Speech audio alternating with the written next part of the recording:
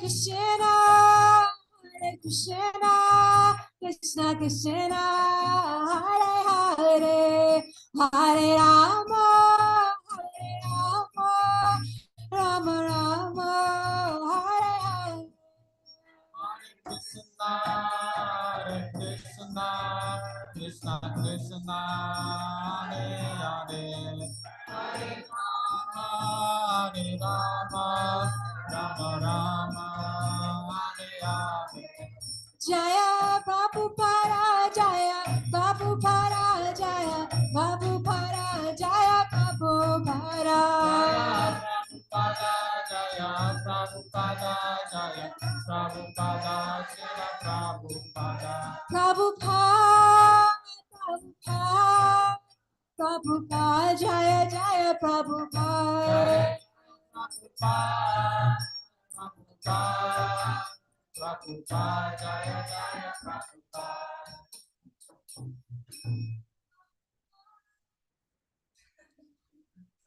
Om Namo Bhagavate Vasudevaya. Om Namo Bhagavate Vasudevaya. Om Namo Bhagavate Vasudevaya.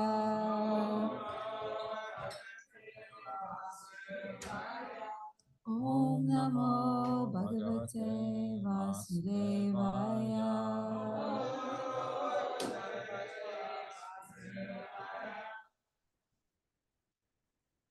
Reading from Srimad Bhagavatam, Sri Narayanam. Narayanam Namaskritya Naram Shaiva Chaiva Narottamam Narottamam Devim Devim Saraswatim Saraswatim Vyasam Vyasam Tato Tato Jayamudire Nasta Prayeshu Bhadreshu Nityam Bhagavata Sevaya Bhaktir Tamashloke Bhaktir Bhavati Naishtiki, which is the very means of conquest.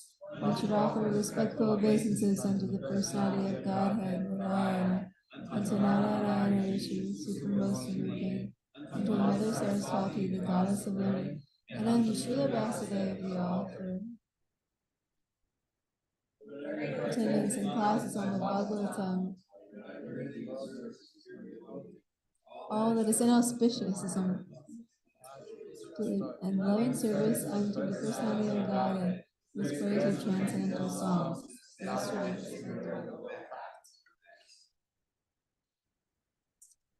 Hare Krishna, dear devotees, reading from Srimad Bhagavatam 113, 1 to 6 and 15. So we'll just read the translation.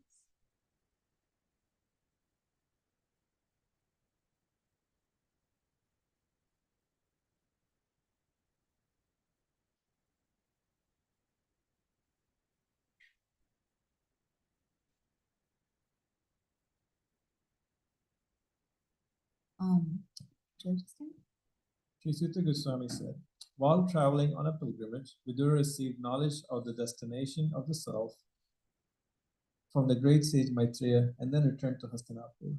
He became as well versed in the subject as he desired. After asking various questions and becoming established in the transcendental loving service of Lord Krishna, Vidura retired from putting questions to Maitreya Muni. So Vidura returned to the palace. All the inhabitants of Maharshi Rasta, Satyaka, Sanjaya, and Hari, Gopali, Subhadra, Uttara, Kripi, and many other wives and parents, other ladies and children, and other ladies and children, all very great of life. It so appeared that they had regained the consciousness of life. With great delight, they all approached him, as if life had returned to their bodies. They exchanged obeisances and welcomed each other with embraces. Due to anxieties and long separation, they all cried out of affection. King Yudhishthira then arranged to offer sitting accommodations and a reception. Now we go to 15.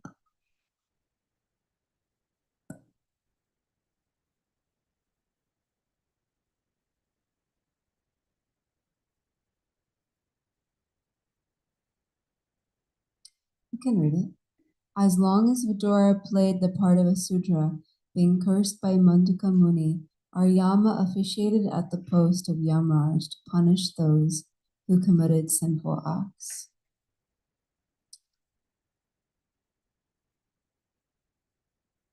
Om Jnanatimirandasya Jananjana Chalakaya Chakshurunmilitam Jena Tasmai Shri Gurave Namaha.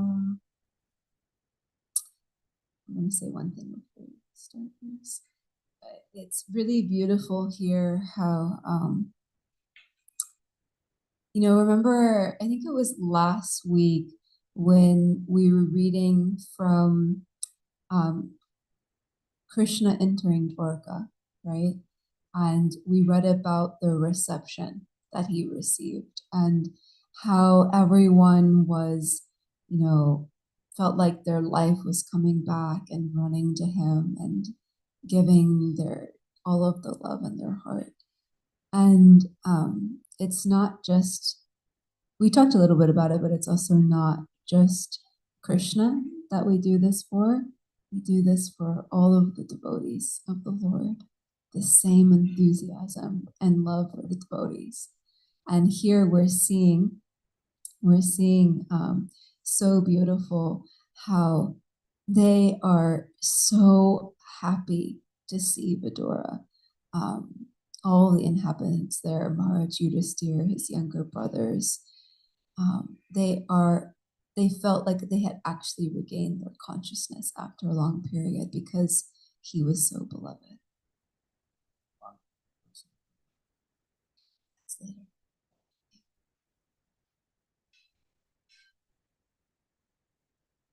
So Vidura, he was actually not participating in Kurukshetra war, but he was traveling on all the holy places. And he returned just after war was over. Why he didn't come to participate in the war? Oh, you're asking me? Yeah. Oh, because Vidura, he was actually the voice of truth, the voice of Dharma. What do you mean by Dharma? Dharma? Do any of you all know what Dharma is? Yes. Duty? Yes. Prescribed duties or religious duties. Vidura, of course, we know the Sanatana Dharma, the eternal Dharma of the soul, is the servant of the servant of the servant of Krishna.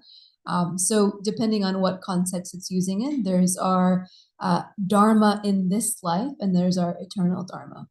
And Vidura, he always spoke the truth in the assembly of King Dhritarashtra. And we all know King Dhritarashtra didn't always have very good ideas. Would you agree with that? Yes, he was slightly attached to his son. Yes. So, but Vidura, he was always that voice of reason. Have you ever had the experience where, you have maybe a best friend or a devotee who really, really loves you and is like, that is not a good idea for you to do that.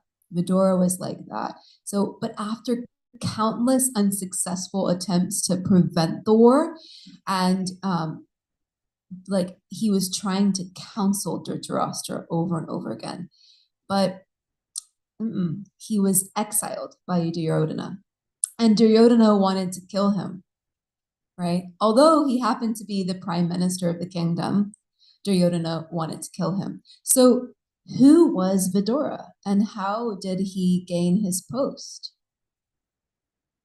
Vidura was a very special personality, and it's described in Mahabharata that he is actually conceived by Vyasadeva in the womb of maid servant of Ambika, mother of Maharaj Pandu. And he was very special because he was actually an incarnation of Yamaraj himself. And how it happened that he'd been cursed by Mandukya Muni to become a Shudra for one lifetime. And the story goes as follows. Once upon a time, the state police caught some thieves who had concealed himself in the hermitage of Mandukamuni. The police constables, as usual, arrested all the thieves and Mandukamuni along with them. The magistrate specifically punished the Muni to death by being pierced with a lance. When he was just to be pierced, the news reached the king, and he at once stopped the act of consideration of his being a great Muni. The king personally asked forgiveness for this terrible mistake. But Mandukamuni, but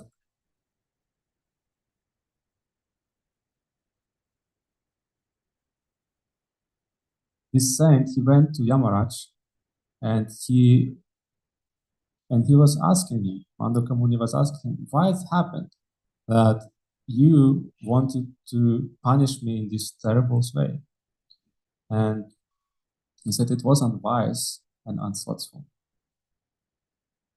And Yamaraj described that when he was a child, that Muni, he pierced an ant with a sharpened straw. And for this reason, he was put into difficulty. And that Muni, that saint, he was thinking, no, it's I was a child, I was innocent, I didn't know what I'm doing. So what he did, he cursed Yamaraj to become a Shudra.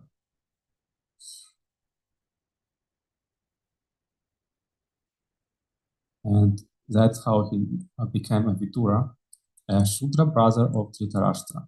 So actually Dhritarashtra and Vidura, they've been brothers. And Maharaj Pandu. And later he been married with a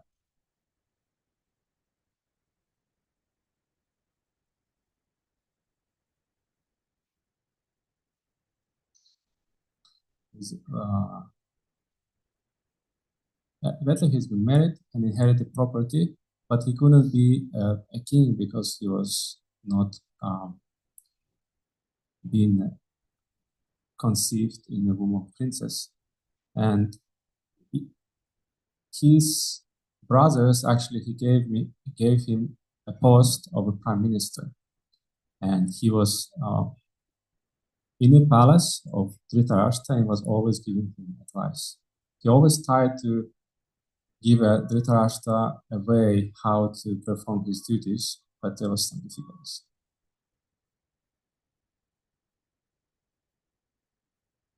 Yeah, it's a really important point actually that Duryodhana didn't like this interference. It's like, the thing is that it's such a principle in our practice of Krishna consciousness, right? This principle of advice, this principle of instruction, right? Following the orders of the spiritual master, both the Diksha and the Shikshaguru. And the reason why that's there, of course, there is always a testing period by the disciple and the guru of 1 year, it said in scripture. And you have to make sure that they're qualified, right? And we're going to talk later on about what the qualifications actually of a guru are. But it's this principle of opening ourselves up to receive guidance and to know that we're not the doer, and we don't always know what's right, because as long as we're covered by the false ego and material consciousness, we can't see things clearly, right? We're going to make decisions based of our false ego. And the whole practice of Krishna consciousness is to through the process, that false ego is going to wash away, and we're going to realize that we're the servant of the servant of the servant of Krishna. But in the process, while we're in the shower, we need guidance, from people to help us. And one of the principles of humility, and one of the principles of a qualification of a disciple is that they're open to receive that. And here we see that Duryodhana, because he was so covered by his material desires and his false ego, he was not only not open to that, but he was like, I want to kill you. I want to exile you. So it just shows the power of attachment, actually. So we're gonna chant the verse 2 of this chapter. Yeah.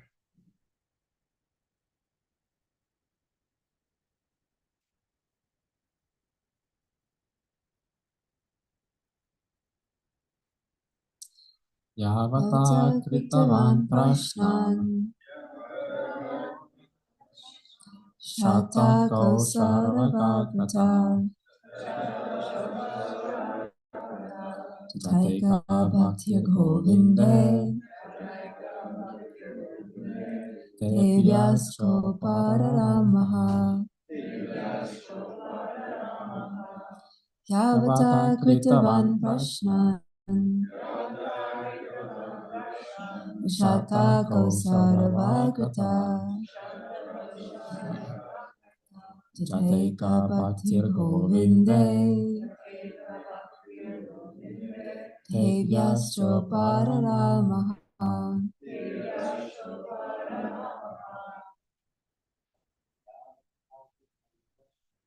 Yavataha Kritavan Prashnan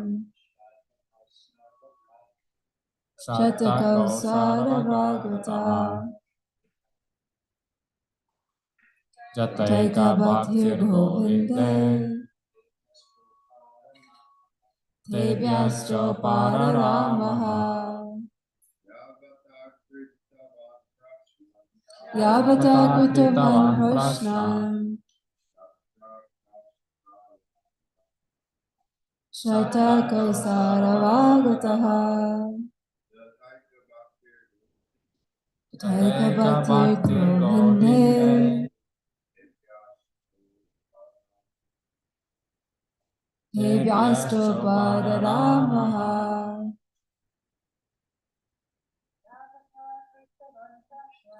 Yavata Kritavan Prashnan Shatako Saravagataha Taika Bhaktir Govinde Devyasto Pararamaha. Do the synonyms together. Yavata, all that. Kritavan, did he put? Prashnan, questions. Shata, a name of Vidura. Kausarava, a name of Maitreya. Agrata, in the presence of. Jata, having grown up. Eka, one. Bhakti, transcendental loving service. Govinde, unto Lord Krishna. Devya, regarding further questions. Cha, and Upararama, retired from. Ha, in the past. After asking various questions, becoming established in the transcendental loving service of Lord Krishna, Vidura retired from putting questions to Maitreya Muni. Anyone would like to read the prayer? Yes, please.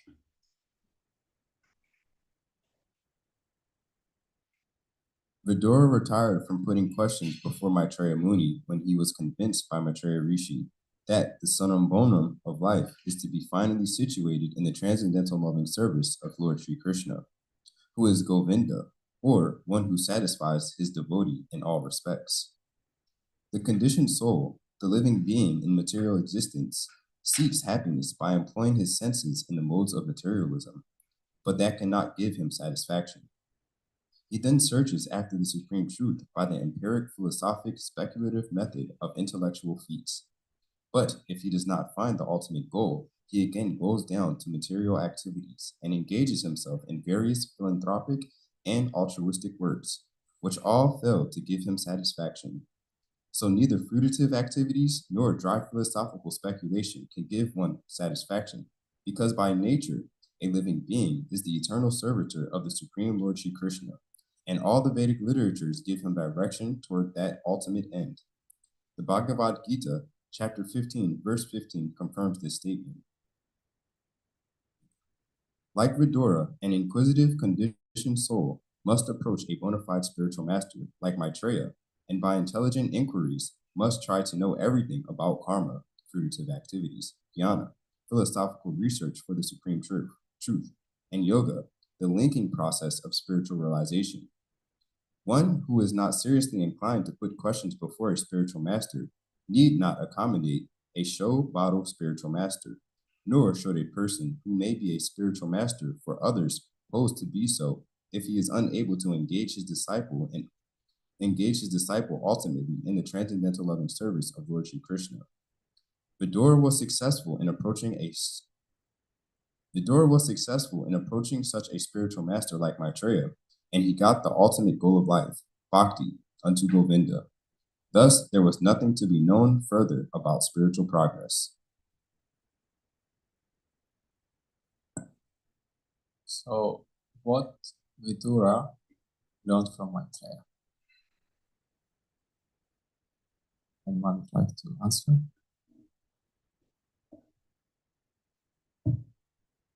Yes. What else?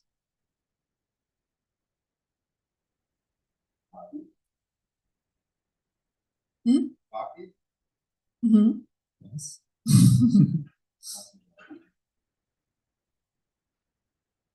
Yes.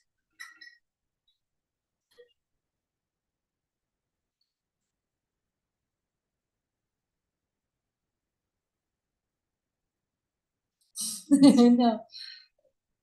The ultimate goal. Well, Vidura, yeah, he had approached Maitreya Muni. Maitreya Muni was his spiritual master.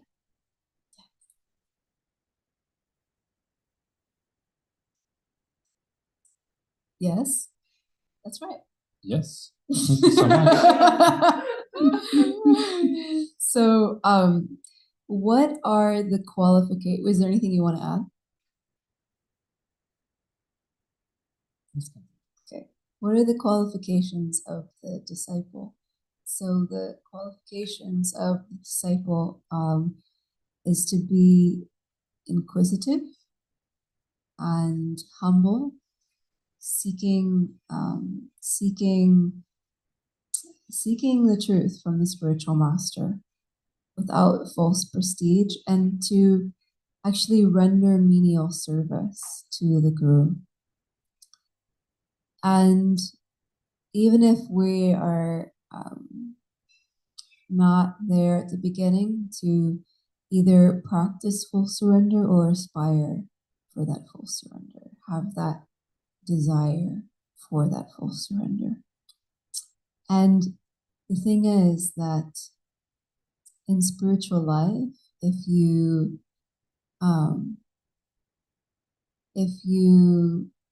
want the key to the door of devotional service, it's satisfaction of the guru. That's the secret of success.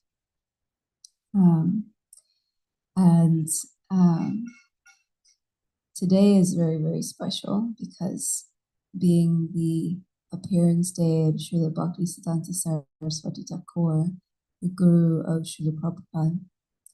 Srila Prabhupada's life is a story of this, right? It's a story of Srila Prabhupada's complete surrender and dedication to his guru.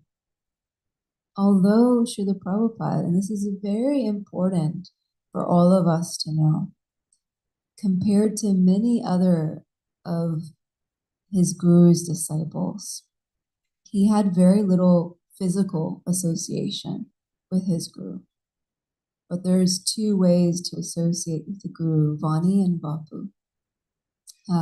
Vapu is the physical form of the guru, which we should definitely accept. If we have, we should try to serve the guru's physical body. But Vani, the instructions of the guru, is actually even more important. And Bhaktisiddhanta Saraswati Thakur, he gave Srila Prabhupada the instruction the very first time he met him. You're an educated young man. Why don't you spread this mission in the English-speaking language, in the English-speaking world. And he took that instruction as his very life and soul. And even though he didn't come to America many years later, if you read the Lilamrita, he was always trying, and it was always a life in preparation. And similarly, there's many other stories. My phone is on silent in my house. That is crazy, but it somehow comes on the computer. Wow, that's really next level. So, sorry. So, there's this menial service. It can really, yeah, that's a good point to highlight that. Also, there's the story of Gaurikishore Das Babaji and Bhaktisiddhanta Saraswati Thakur. Bhaktisiddhanta Saraswati Thakur, he wanted to take shelter of Gaurikishore Das Babaji, who we also have here on the altar in the middle. And Gaurikishore Das Babaji, he was very, very much, he was in the mood of, I'm not accepting any disciples. And he said to Bhaktisiddhanta Saraswati Thakur, he was like, well, when Lord Chaitanya, appears to me and tells me to accept you, I will accept you, right? Isn't that what we were listening to this morning? Yeah, he was just his father, Bhaktivinoda Thakur. He said to his son, Bhaktisiddhanta, you should go and take initiation from Gorakishore Das Babaji Maharaj. But Gorakishore Das Babaji was thinking, I'm not qualified, but I don't want to say no to such a young and qualified person. So he was saying like, oh, next time when I see Lord Chaitanya, then I will ask him. And so then Bhaktisiddhanta Saraswati Thakur kept coming back like, well, have you seen Lord Chaitanya? Next time I see Lord Chaitanya. And it got to the point where Bhaktisiddhanta Saraswati Thakur was like, I cannot live. I cannot live unless you accept me. We have to have this lobham, this eagerness, this intense desire. And so he said, okay. And he accepted him. And there's another story, I'll do the last story, and then we'll go on. There's another story of Lokanath Das Goswami and Narottam Das Thakur. And many of the songs that we sing are by Narottam Das Thakur. And similarly, Lokanath Das Goswami was like, I'm not accepting you. Narottam Das Thakur was so determined to receive the mercy of who he knew was his guru. And he thought, what service can I do? And this is really an extreme example. They were both Goswamis, not living with many things. And so he thought, well, every day he goes into the forest and goes to the bathroom, right? So let me hide in the bushes and clean it very nicely so that he can go to the bathroom in a clean place, And so every day Lokanath Goswami would come and, he was like, why is this so clean? Like as clean as a temple. And he didn't understand. And so one day he finally himself put in the bushes and saw Narottam Das Thakur doing this service with tears in his eyes, with some opportunity to serve. Sometimes we think, I want to do some big service for Srila Prabhupada, some big service for Guru Maharaj, and that's very good, that's very beautiful. But in the eyes of the Lord, it's not how big something is externally, it's how big something is in our heart. How big is that desire? And the Lord is very pleased when we also do secret service. We do secret service, and we do service not wanting to get any kind of recognition, but simply for the sake of service. Thank you, Campakalata Sati. What is the qualifications of a spiritual master? Qualification is a first qualification of a spiritual master is that he is an exemplary disciple of his spiritual master. He's not self-manifested incarnation of God. He's just humble servant of the servant of God. And He's purely following the pure. Even he is not completely pure himself. Srila Prabhupada described this like a messenger deliverer or post peon. He just delivers the post. He not opens the mail and adds something there. Oh, I think it's not correct. Let me edit it. No, he just delivers a message. That's qualification of the spiritual master. And he must have realized the conclusion of the scriptures by hearing from his spiritual master. And he is able to convince others of these conclusions by repeating the message. He's not only studied the scriptures, but he has also applied them and knows them in practice. He's fully devoted to the service of the Lord and his spiritual master. Rupa Goswami describes a person is qualified to accept disciples all over the world who can control the demons of the tongue, genitals, and belly, and control his or her mind. And why do we need a spiritual master? Well, do you need a teacher if you want to become a professional dancer or a physicist? Or you're just like, yeah, I know how to do this completely myself.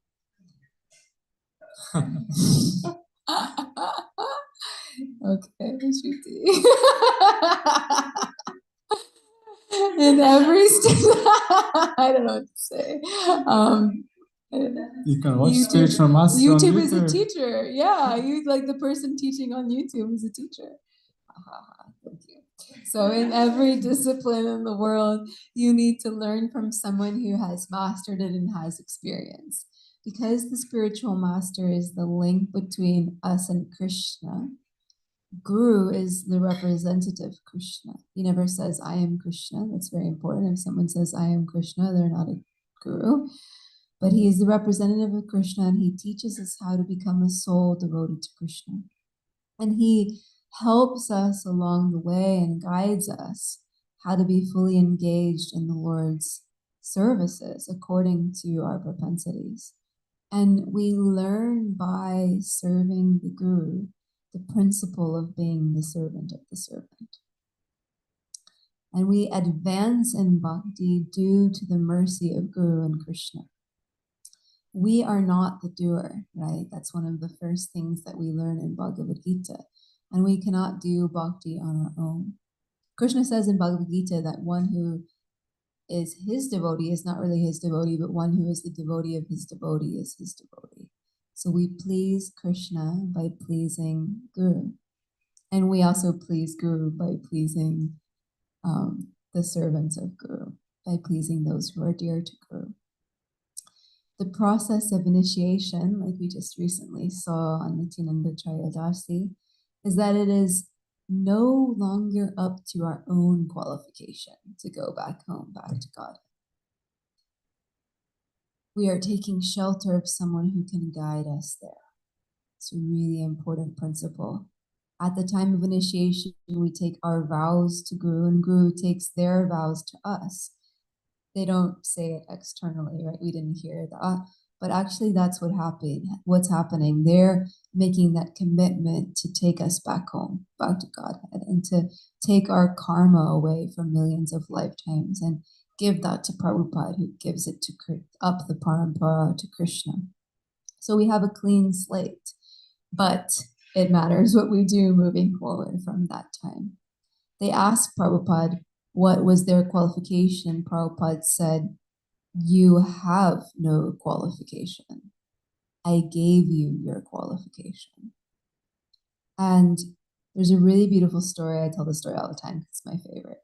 One time they asked Prabhupada, what percentage Krishna conscious do we have to be to go back home, back to Godhead? And he either said 100% or 99%. And the devotees were just kind of like, ooh. And so he was like, okay, 75% devotees were still like, he's like, okay, 50%, they're still like, and then 25%, Prabhupada said, okay, 10%, and just hold on to my dhoti and I will take you there. Srila Prabhupada ki. So this is Prabhupada's mercy. This is Guru's mercy. And a very important point, I heard this in a lecture once of Radhanath Swami. He said that we also need to create the spiritual world here amongst each other before we are able to go back to the spiritual world. We have to understand loving relationships here with each other. We have to learn how to love here. We are not so advanced that we can see Krishna. Maybe some of you all are, but I definitely am not. Even though he comes in his deity form and his name, which are non-different from him. But the spiritual master we can see, we can fall in love with, and we can develop that intense desire to do service for. And that is training ourselves to do the same for Krishna and all of his devotees. So Gopal is going to speak for a few minutes about Srila Bhaktisiddhanta Saraswati Thakur. Thank you. You're welcome. I've been blessed by Shruti this morning to speak about Bhaktisiddhanta Saraswati Thakur, and you already nicely said a few points about his life.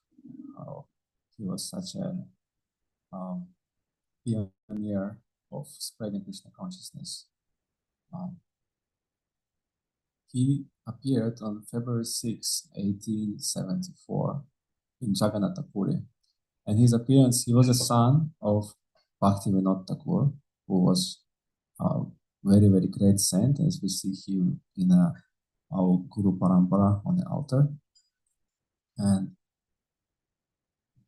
even being a young person, young kid, he already was showing great devotion and great determination. He was only 3 or 4 years old when he accidentally ate mango, which was not offered to Jai, which is not offered to Krishna, and his father just gently said to him that mango wasn't being prasadam. And this young kid, he just decided, I'm not gonna eat mangoes my whole life. And he kept his vow. Even people was giving him mangoes during mango season in India. There's so many fruits, and still even at advanced age, old age, he was not accepting those. He would say, I'm an offender. Yeah. So by the age of 7, he completely memorized Bhagavad Gita. And he was initiated by Gorakishodas Babaji Maharaj in 1900.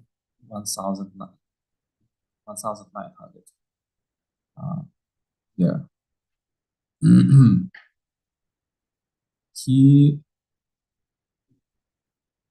wanted to follow in the footsteps of his father and really spread Krishna consciousness. And before he started his preaching, he actually took a vow to chant 1 billion holy names in Mayapur.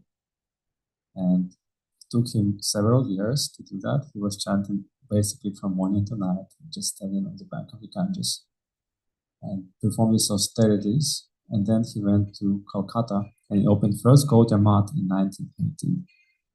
And all in all, he established 64 temples all around India. And remarkable what happened in 1922, Bhaktisiddhanta Saraswati Thakur, he met Srila Prabhupada. And for us, it's a very important date in the calendar. That year, that day when these two great souls meet each other, and as Campakalata Saki nicely described, when Srila Prabhupada just came to the rooftop of one of the buildings in Calcutta of one of the nights in 1922, he was just offering his obeisances to Bhaktisiddhanta. And immediately when he stood up, Bhaktisiddhanta told him, oh, you're an intelligent young man, and you should spread this Krishna consciousness in the English language all around the world. And Bhaktisiddhanta actually, he sent disciples to Germany and England in 1933, but attempt didn't bear much result, was not so successful. So disciples actually came back. And he was always sharp as a laser. He was always presenting Krishna consciousness as it is. And he really emphasized that the goal of life is this pure devotional service, pure bhakti, Shuddha bhakti, and said how we should accept the true lineage of Guru Parampara, of the cyclic succession. And he emphasized that actually Kirtan is more important than just silent meditation for this age. And one of the instances of his life that he actually installed the printing press in the temple, just next to the deities.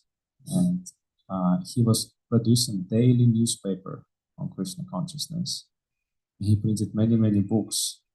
And he actually transformed the kirtan, which is verbal, into written language, because he was seeing that actually printing books and distributing them, spreading the written word is so important because people can read it again and again and again, can reach far and wide. So he really was pushing printed literature, and his disciples did the great work of distributing them. And he actually introduced that for devotees that spreading Krishna consciousness is more important than just renunciation, such as denial of material activities, that actual active engagement in spreading Krishna consciousness is crucial for our advancement. He departed on January 1st, 1937, Calcutta. And actually, before he departed, just a few weeks before, he was given Prabhupada instructions of that if you ever get money, print books. He was really emphasizing that. That is so important. And he marked one story about Bhaktisiddhanta and Srila Prabhupada that once was he was leading a pilgrimage in Vrindavan, at Govardhan, and those two options was given, that evening arati or evening arati, or they can continue listening to Bhaktisiddhanta. And many people just left, most of the people just left to see evening arati at the temple, evening ceremony. But Prabhupada stayed and listened to Bhaktisiddhanta. And when time came for Srila Prabhupada to get initiated, Bhaktisiddhanta remembered him. Oh, I remember him, he likes to listen. And Srila Prabhupada described his qualifications as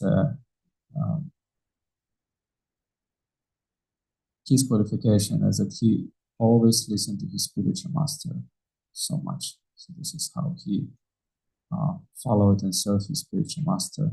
And he actually, the names of Bhaktisiddhanta and Bhaktivedanta actually means the same. One who's actually the one who's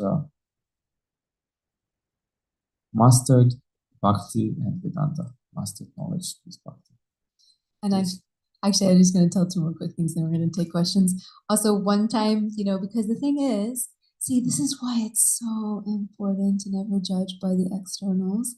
Srila Prabhupada, he was a householder, he had a pharmaceutical business, and many of his other god brothers, who were sannyas and things like this, they were doing so much service and everything. And actually, one time they said to Bhaktisiddhanta Saraswati Thakur, why don't we ask Abai, his name was Abai Charan, to do more?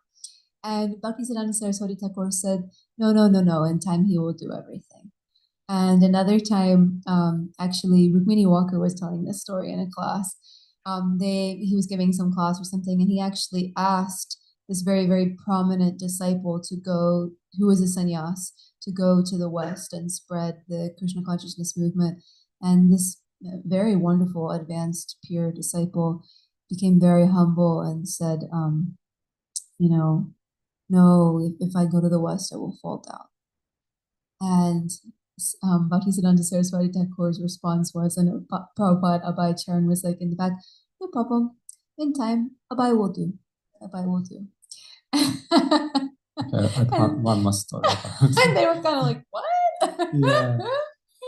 He used to preach in very extraordinary ways. He was doing that art performance theater, that he was making diagrams so people who even cannot read, they can understand the pastimes of the Lord. And one of his preaching methods, once he was in Calcutta, he was actually invited many musicians who was playing in different parts of the city to attract publics to come to the temple. So there was like strategically placed in different places so they can come. And he was really going far and wide to spread Krishna consciousness. Maybe any questions? Yeah, questions? Yes, Yes, please. Carly.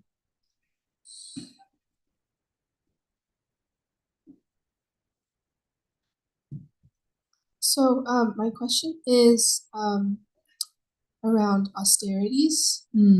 So Bhaktisiddhanta Saraswati Thakur took a vow to say a billion names on the Ganges River. Yeah.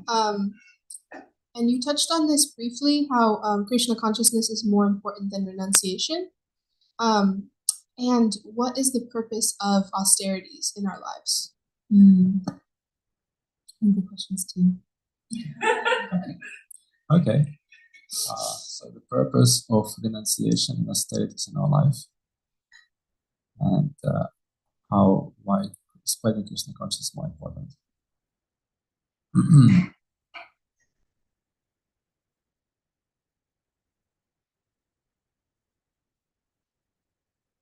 In order to give, we need to receive first. And in order to receive, it should be regular. And in order that we can attend regularly to studies, material studies or spiritual studies, principle is the same.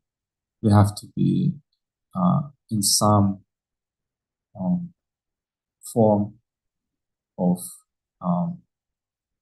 regularity.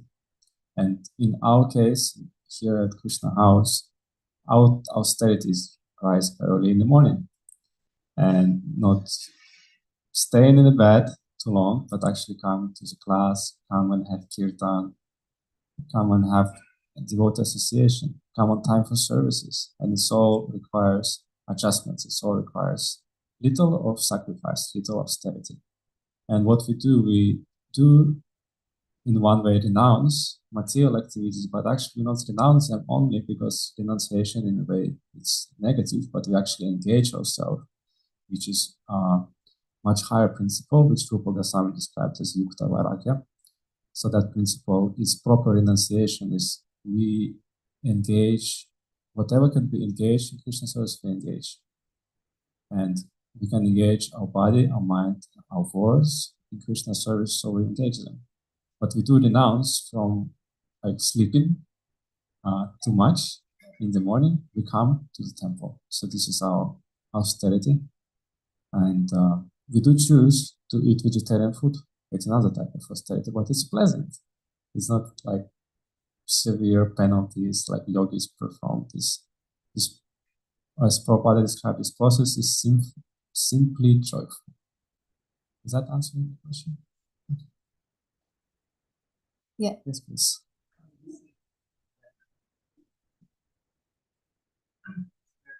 Be done for austerity should be done for austerity's sake. Yeah.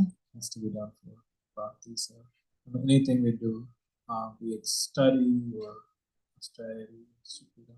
Austerities can be done, but I think Bhaktisiddhanta was chanting. Well, yeah, thank you. It's ultimately done for the pleasure of Krishna, right? And it's also done under guidance, right? You know, Prabhupada, he warned very heavily because some devotees were like, oh, well, you know, Haridas Thakur chanted this many rounds every day. But Prabhupada, he was very strong. You know, you cannot imitate Haridas Thakur. He said, if you try to imitate Haridas Thakur, you will sleep. You will eat and sleep.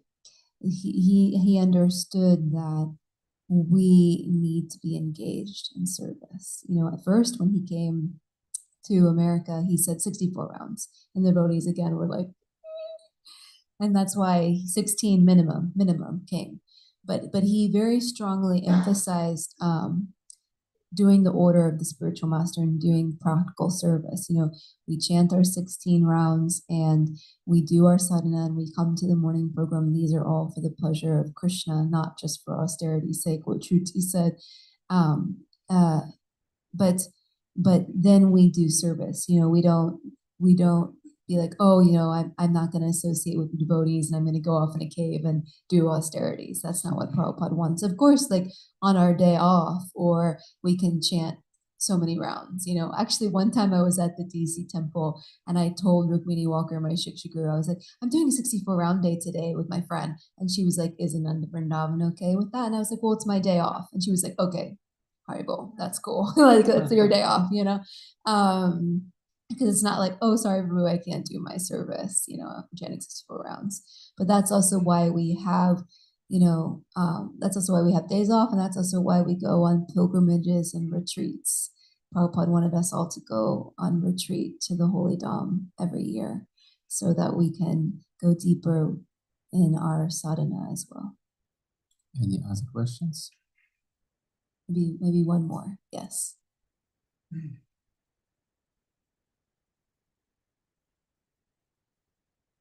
It's not really a question. I just wanted to appreciate the point of this being receptive, especially like how receptive Prabhupada was to the instruction and this concept of it. We know that service is so important, and that sometimes we can like be focused on giving and not receiving. Thank you so much for saying that, because, you know, one time they asked Prabhupada, how can we like reciprocate with you and everything that you've given? And he said two things. He said, accept what I have given you, which is receiving, and give it to others. So, and he also told us to cooperate. So, like Gopal was saying, to be able to give, we have to receive. And maybe we have similar natures, you know, sometimes it's more difficult to receive, right? One time Radhanath Swami told me, because I don't know, people probably know, my nature is really like to give. He was like, Campakalata, you cannot give a Bhagavad Gita class if you have not read the Bhagavad Gita. I mean, I had read the Bhagavad Gita, but he was telling me like many times, but the principle is there, like, you can't give Krishna consciousness unless you're Krishna conscious yourself, you know? So, and it's part of the loving exchanges to give and to also receive and to open our heart to that mercy.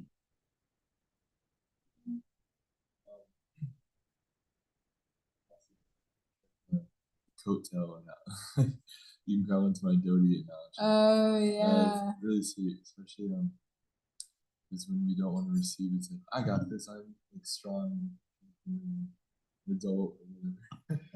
That's we have to become